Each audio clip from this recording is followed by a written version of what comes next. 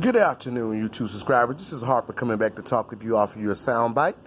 Today's message and today's soundbite first is about the elephant in the room. However, I do want to apologize for not being on my channel to my followers, my listeners, and the New Voices of Black Media, and the people that are following the New Voices of Black Media, and the people out there. I apologize.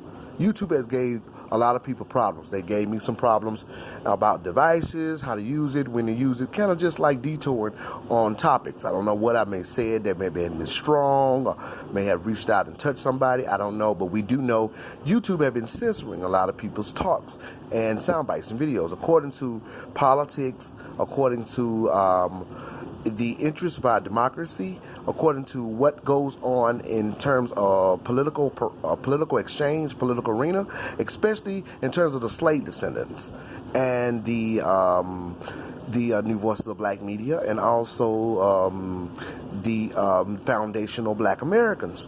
Not to mention that we're very important people, and have been unaware of this importance throughout a power source of manipulation, a power source of teachings in terms of public school systems, a power source of a society and a system that we were bred and born and just basically part of. Like, this is our history. This is who we are. We are the American descendant of slavery. That's who we are. So that's the elephant in the room that I'm talking about. That is the elephant in the room. And what I mean by that, if you're going to look at this is very important. So the elephant in the room is all around the room. The room is the United States of America. And the elephant in the room is the slave descendants. It's not immigration. I mean, you can use that as an analogy when you're dealing with immigrants that are illegal in terms of them taking opportunity or being in your country or community illegally or such and such. And not all of those people are bad people. However, the narrative and the agenda of what they're doing is bad. It's bad. It's bad. It's against the descendants of slavery, and it's against the integrity of our great nation, according to how everybody else has to abide by the law, how we all have to follow the law. Now, we know white supremacy is alive and well. Even white folks will tell you white supremacy is alive and well. That's not talking about anybody. That's just facts. I didn't choose these talking points. These were founded elements that do exist, that are written statute elements. I mean, there's monuments that represent white supremacy. White supremacy is a real position element that's alive and well in our great nation. And not only our great nation, among the whole global diaspora. So let's talk about it. But the elephant in the room is the slave descendants, is the people that were forced into captivity and that were born and inbred in a situation. So we are very unique people. Now, a lot of groups want us to think that we're just as normal as anybody else. There's nothing going on wrong. You're just as normal. Black people just lazy and they don't want to do nothing or complain. You know, black people, there's good black people, there's bad black people. You know, they want us to buy into a social illusion that we're just like everybody else. And as a matter of fact, at the grassroots, we can be just basically at the same status as a neighbor, according to our personal endeavor. I mean, however. But that's the elephant in the room, because we're not, as a group. Politically, we have been the apparatus of something. We've been the apparatus of something great that has harmed us politically up until today, even now. Even now, economically, in super capital, in terms of business camaraderie and politicians. So politically, we are the apparatus of something that harmed us politically. And I'm not talking about your neighbor harming you or somebody at the job. I'm talking about politically. So therefore, there's a group who's able to access something politically that can oppress you or that can keep you in some type of place or block you from being somewhere. And everybody has something to do with that. If they're in this compound, if they're in this great nation, this society, the United States was built and born and bred by slaves that were sold from the African diaspora. Their ancestors, people were sold as a tool to be used in the United States from the African diaspora to make babies, and then slavery was also inbred. And there were called breeding farms where my ancestors had to breed free workers and had to breed slaves in order to continue the free labor for a power source, and that happened to be white supremacy. Now, of course, there was a few other groups that did own slaves, but it wasn't very many of them. The Indians are not innocent, the Cherokees. We know that. But what we want to talk about is everybody has something historically that have happened to them. Everybody has had a some historically inhumane that has happened to them. And and they have a story. Every group, has a story historically that they have suffered. Well, the United States slavery sanction happened to be ours, and we are allowed to talk about it. Now, but this happened to be our story. Now, other people are asserting themselves as though they, have a right, and they're going to say this and do that. Oh, we expected it, but this is our story. You cannot change that. There's no way you can do that. That'll be saying that, when something is as definite as our argument, the most substantial and respectful argument. Now, it's not the most respected, but it's the most respectful argument. They try not to respect it, but it's the most respectful argument and the substantial argument. You cannot change that. That'll be like calling the ocean the actual mountain. You cannot do that. That's higher above you. What has happened to us in the United States of America, the descendant of slave, is above you. It's above your heads. It's a government issue that took place with people that happened before us, and they left us with this bad. And it hasn't been corrected, and it's gone uncorrected throughout people not following the law and not implementing the laws in terms of the Constitution. However, if the laws were implemented in that sector of the Constitution, we will not be having this conversation. So therefore, a crime has been committed. And that crime is the United States government has been holding on and denying and and neglecting us in terms of our sufferings, in terms of our inheritance, the things that belong to us, in terms of our hard work, in terms of who we are and how we've been positioned inside a political arena. That's what this is. It has nothing to do with people begging, wanting something for free. That's not what this is. So we have been inside a society, locked in a certain position, because we have not received the things that the Constitution states we should have. And that's first-class citizenship in terms of the law, in terms of our money, in terms of our wealth, the things we should have.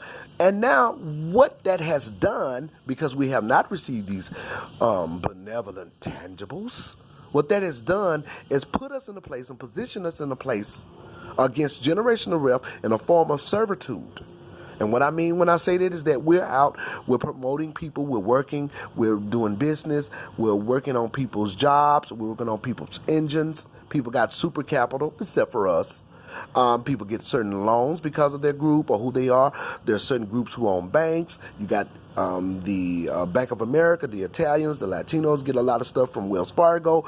There's a nature of this. Whites and Chase Bank and pretty much every bank and credit union there is.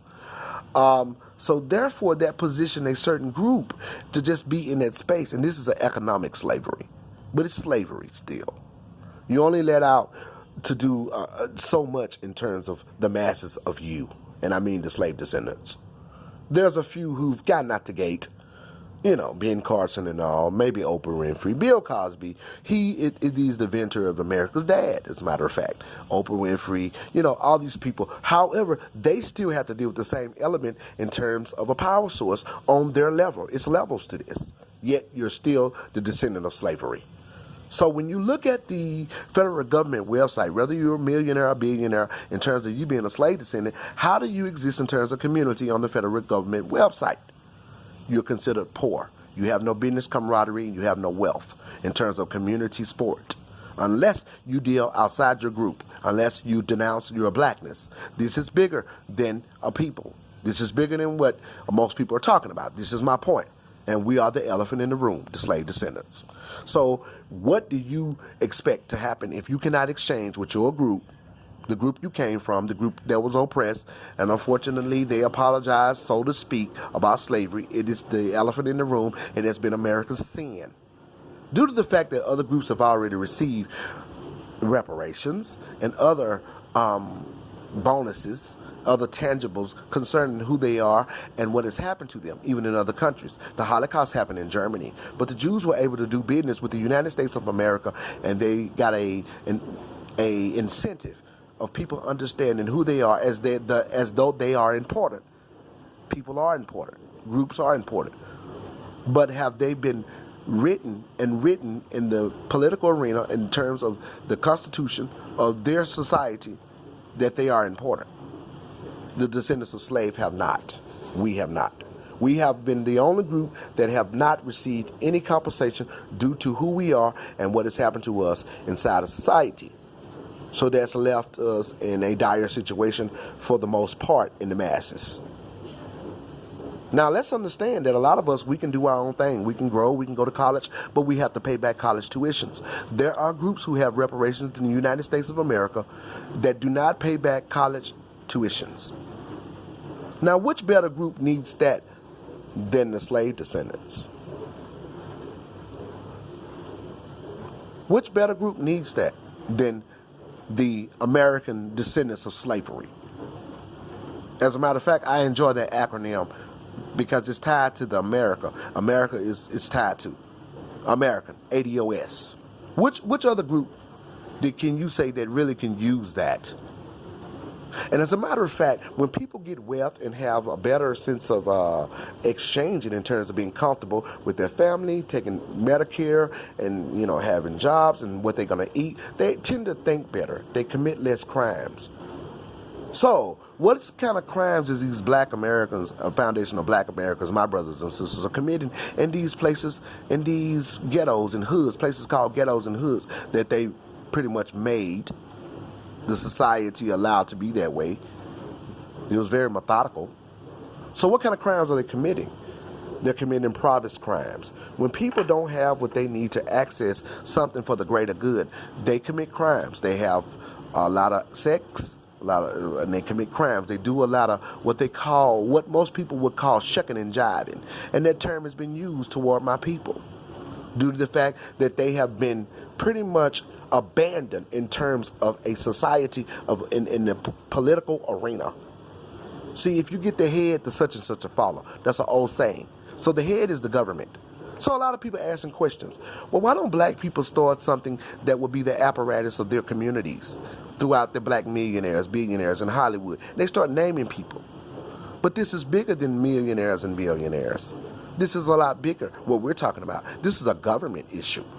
Do you know who the government is? We have the FBI, the CIA, we have secret intelligence. The government has many branches, and it's a very powerful entity. And it has money upon money. And also the government has rules where they can also make money in terms of a situation. So if people can actually be a part of something, they can access the wealth of where they belong. Not stealing it, but rightfully according to who they are and what's owed to them. Now, there's a debt that's owed to my people. There's a debt that's owed to the slave descendants in the United States of America. That's a very substantial argument. No one can deny it and say that it's not. Only thing they're doing is saying who should have gave it. Barack Obama should have gave it. This person should have gave it. They're trying to muddy the waters. And that what they're doing is they're trying to make it a little bit foggy so we can get off the subject. Also, they're using illegal immigration as a talking point and a narrative to keep us detoured from what we should be talking about. Well, this is very important. This is more important than illegal immigration. Now, illegal immigration, I don't support. No, I don't. I don't think people should be in your society illegally with dead people's social security number, getting opportunity to jobs, but we got to look at it. And they're actually getting and gaining capital, some of these people that are here illegally, and immigrants. They get together, they work, they come from a different nation, and because of who they are, they have became community in someone else's great nation, off someone else's tax dollars. And they get together and they get super capital. And then they become our bosses. They become people who live above us, and we remain in servitude. Because they were allowed to come here through white supremacy. People who want them for cheaper labor. And so the people who want them for cheaper labor are in direct contact with the federal judges of these states. And the federal judges, they don't want to implement mandatory e-verify, because their white constituents and slave trader descendants who own businesses and have super capital or have capital, who own businesses, want them for cheaper labor. So there's two things going on behind the elephant in the room. So you got to look behind the curtains. So now black people are out supporting illegal immigration. All I see is black politicians in the camera, black people at the grassroots talking about illegal immigration. We have learned to deny our importance inside our own jurisdiction, inside our native country, inside the land of our captivity, in terms of us for the better good, for the greater good. We have learned to deny our importance. We have been desensitized. And also, we, in the public school system, we have been indoctrinated in terms of media. And we're saying that this is our fault. It's not. I hate to bust your bubble, but it's not. The media is not ran by us. So whatever they promote on the media for our children and for us to see, a lot of times we emulate those characters, because this is the light that's shown above us. And other groups come and say talking points about us throughout the fourth branch of government, which is the media. So now we have a new media, and that is social media, and we're being social. And they're trying to censor the voices of the new black voices and black people that are empowering the community in terms of these situations. First of all, you have to know how to be astute, and you have to be a warrior, and you have to know how to read. Reading is fundamental. And you would understand what kind of war has been brewed up against you. It's barbaric. And it's also control and pillaging. There's a war that has brewed up, and it's always been a war. However, there was a time where black people had a chance and had the ball bouncing in their hands, and these were the baby boomers. And they had got some laws implemented, but they dropped the ball and they got desensitized by music, the Superfly, the disco came, and all these things, and they thought they had made it somewhere. The Black Panthers were basically disoriented by a power source, which is white supremacy. Every group has a gang. The Italians, they have the mafia. I mean, every group, the Mexicans, MS-13. I mean, gangs are respected. I can go on about the groups and their gangs. They are respected, too, by the government. What do you think the cartels are? Huh? They're linked in the government. But what our gangs are doing. Now, the gangs we have, what you call, GD, and you call it Vice Lord or whatever. I mean, those gangs can be serious people. Now, I'm not trying to promote gangster, but I'm letting you know the real element that's in the room, and the real elephant also in the room. Now, we have not been able to come up to a dignity. You see, we don't even understand that violent gangs are considered to be dignified in other groups, but not ours. Now, when the gang was formed, I do understand the gang was about growing and developing in terms of community. But what happened is we got inserted with a power source, and we started committing crimes against each other, selling drugs from this street to that street, and using each other. And then, therefore, we became a bad people. And then we started writing music about the war on drugs, and it became something that our children want to do, be rappers and jump up and play basketball and football and basically work on somebody else's engine. But how do you think these rappers were signed? They were signed by wealth, people who have wealth, which is slave trader descendants, white supremacy, and they are now degenerates. And degenerates tell the story to the other people in their community, and they're selling poison. And a lot of them don't want to do it anymore. They don't like it, but they sign that contract, and the media and the people who control them, the signed contracts, tell them that it sells for you to continue to say this to your people, stealing, robbing, calling women names, taking off their clothes, all kinds of stuff, drugs, getting high, everything, buffooning. That's what we were doing. And that's what they have us doing in terms of our wealth. And our children looking at that as something great, and they want to be that.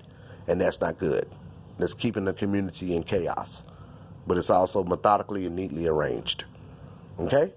So I'm not going to be long because I may cut off, so I'm going to say goodbye to you right now, but I'm going to come back with more sound talking points. But I do want to just uphold people and let you know reparations is not begging. It will happen. It's very important, and we are the slave descendants in America. We are the elephant in the room. We deserve it. We have been the apparatus of everybody's support and everybody's engine, and they don't want us to believe it. People who come here don't have what we have, and they're trying to catapult above us.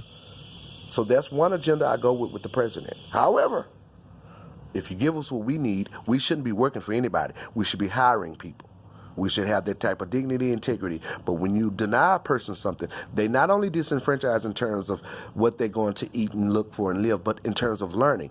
Black people have been mishandled in terms of education and intellectual presence, in terms of a society who has denied them. We weren't even allowed to read and learn throughout what happened to us, and yet still having to pay for it and shouldn't.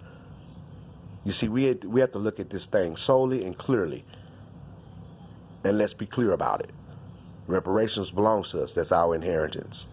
That's who we are. And that's what we deserve and need inside our society.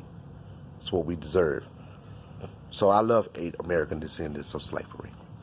ADOS. The acronym is not African Descendants of Slavery because we're not African. We're mixed with all kinds of races, and a lot of white people are in us because our women were used as bed wenches and bed bugs and things of that nature. So we are American descendant of slavery, ADOS, and America is something. It's like a jewel. It sits above the world, and we built it. A lot of people don't know what America is, so our inheritance is tied to America. So when the courts see that legally, they have to honor it because we're an American descendant of slavery. It's not about us being poor and without. It's about what's owed to us. And we are in disenfranchisement. Business-wise, we don't have any business camaraderie throughout the fact that we haven't been corrected politically. That's the head. If you get the head to such and such a follow, they're allowed to get loans of the groups because they're able to bring something. And what they have brought to our nation is cheaper labor against us. And now they're taking spaces that belong to us in mass millions of numbers. They're owning gas stations and stuff in grocery stores in our community, on our corners, and we patronize their businesses in order to have a normal life. That's how much we've been abused.